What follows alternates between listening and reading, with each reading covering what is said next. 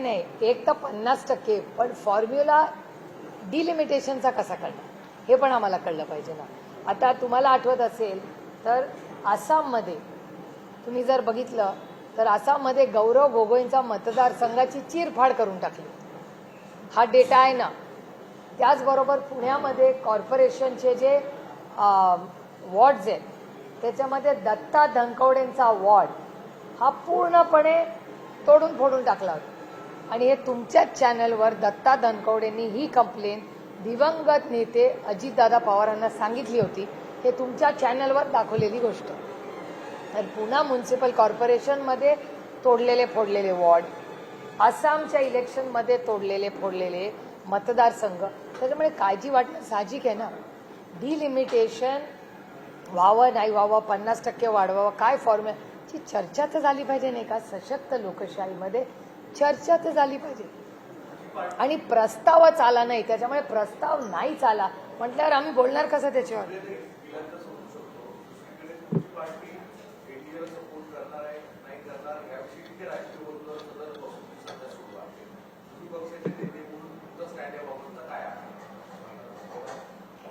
एकतर मला गंमत ह्याची सगळ्याची असं वाटते, जे मी काल नाशिकमध्ये गेले आणि मला वेदना होतात त्या गोष्टींमध्ये. कारण का आमचं आयुष्य काही ब्रेकिंग न्यूज नाही आहे. आम्ही राजकारणात समाजकारणात जेव्हा येतो तेव्हा आमची भावना ही चांगलं पॉलिसी मेकिंग व्हावं म्हणून आम्ही दिल्लीला जातो. म्हणजे मी स्वतः खासदार का झाले याचं कारण मला असं वाटलं की चांगली पॉलिसी मेकिंगचं काम आपण करावं, विधेयकांवर चांगलं काम करावं.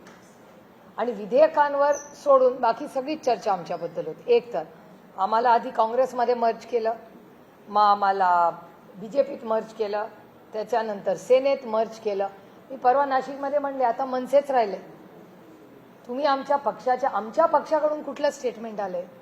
तुम्ही आमच्याच पक्षासाठी आम्ही सोडून सगळे विचार करतायत. आमच्या एकाही आमदार, खासदार, पदाधिकारी, नेता, आमचा कार्यकर्त्याचं कुणाचंही स्टेटमेंट मी कुठल्याही चॅनलवर पाहिलेलं नाही. तुमचे सूत्र तुम्हाला सांगतात. कुठला आमचा नेता येऊन बाहेर म्हणालाय काही वेगळं? नेता, कार्यकर्ता, विधायक, खासदार सांगा ना मला. त्यामुळे आमच्याकडे ईडी सीबीआय नसल्यामुळे आमच्या पक्षाची बदनामी असंच करणार. कारण का आमचं ना कॉन्ट्रॅक्ट्स, ना आमचे ईडी, ना सीबीआय, ना आईस. त्याच्यामुळे ते काहीच नसल्यामुळे एक पक्ष जो महाराष्ट्राच्या आणि देशाच्या हितासाठी काम करू इच्छितो त्याचं खच्चीकरण कसं करणार? तर असली बदनामी करून. कारण का दुसरी आमची बदनामी करायला काही आईस नाहीच आहे ना आमच्याकडे. विषयच येत नाही ना. जर मी कानपूरला जाणारच नाहीये तर गुगल करून किती अंतर आहे बघूच कशाला? मग ट्रेननी जायचं, प्लेननी जायचं कशाला? जिस रास्ते जाना ही नहीं उसकी चर्चा ही क्यों करो?